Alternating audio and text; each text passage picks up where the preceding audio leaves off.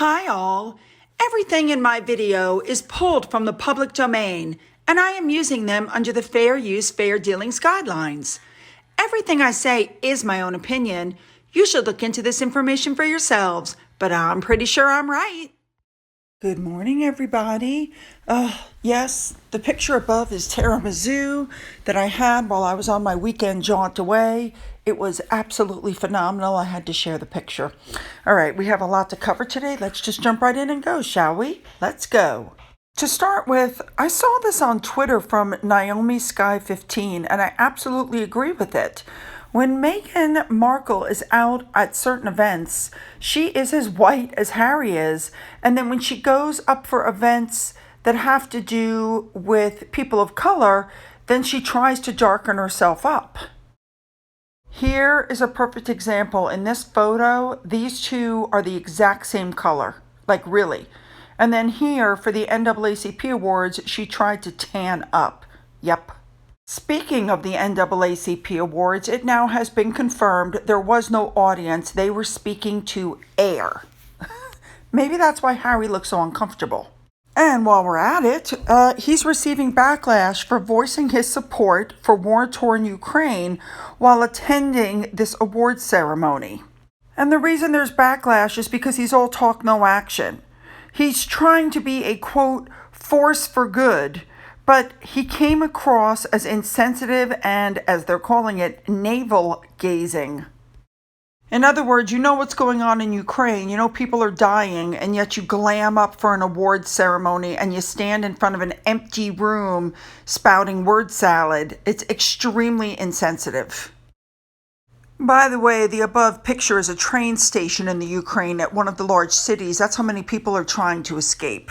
Not that, Harry and Meghan are helping them escape or anything. All right, moving on. All right, a little thing that I pointed out before, but I don't think people caught it, or I got a lot of questions on it, so I'm just pointing it out again. While they were at this fake award ceremony, they both talked about the NAACP Archewell Digital Civil Rights Award. That is a newly created award because they partnered up with the NAACP, and of course they both use Sunshine Sacks, and that's why they even got this fake award. All right? Here is the announcement from 2020 where the UCLA Center for Critical Internet Inquiry melded up with the Duke and Duchess of Sussex Archewell Foundation. They were given a grant. And it's all about studies and research. They like to fund, that's like the same thing they did in the UK with SmartWorks. They're funding research, which, so they're not really helping anybody. They're helping scientists, or so they think. FYI, notice you never know how much they're actually giving as a grant. But anyway, guess who got the grant? You guess who got the money? Look at the name. I doubt I'll say it right, but Dr. Sophia Noble got the grant in 2020. And who won their award? Well, look at that. Wouldn't you know? The person that got the grant is the one who won their award. I wonder how that happened. Okay. All right, moving on. This one's going to be really short. I don't know who this guy is. I haven't been able to find him offline. Anybody who's actually a professor usually has a LinkedIn or something that tells about them. I haven't been able to find anything on this particular person, but let me tell you why I was looking. Yeah, look what he wrote. What if William, Kate, and their children were mysteriously poisoned and passed away while visiting Uncle Harry? Would Meghan be queen then? No, she wouldn't be, because the republic, the monarchy would simply cease to exist because there's no way the UK people would allow that. So yeah, no, she'll never be queen. Live with it. And putting up stuff like this is disgusting. All right, moving on to better things. Prince Edward, it turns out, I did not know this, is the patron of the National Youth Theatre. Now, I know when he was younger, he was all into theater, so actually this makes a lot of sense for me. And they had a fundraiser, and there were a lot of famous people there, as you can see above. There's a lot of stuff on the internet. Join our Hub Roadshow Gala, things you can look at. And I must say, I do love this picture. The man was rocking the plaid pants and a velvet jacket. Like William wore velvet that time in green. He's wearing velvet in burgundy. I think he looks really good. I love it. The money they were raising was for a really good cause, and people were really happy to see Prince Edward. Let me explain. I'm going to get there in about 3 seconds. So Lulu LA Flying brought up the fact of the difference of what's going on when certain people walk into the room.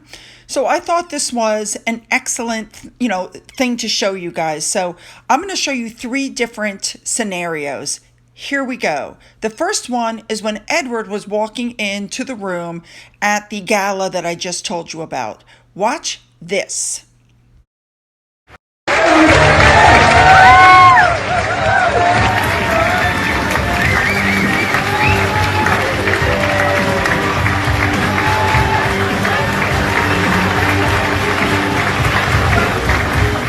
All right, the second entrance is by Jon Bon Jovi at the Salute to Freedom at the Intrepid Awards. Remember the one where Harry had the woman sing God Save the Queen at an American award ceremony? Yeah, whatever. Anyway, here's Jon Bon Jovi entering the room.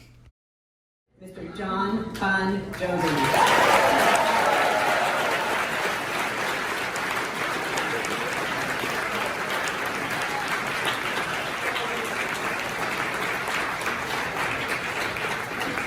And then Harry and Meghan were introduced into the room.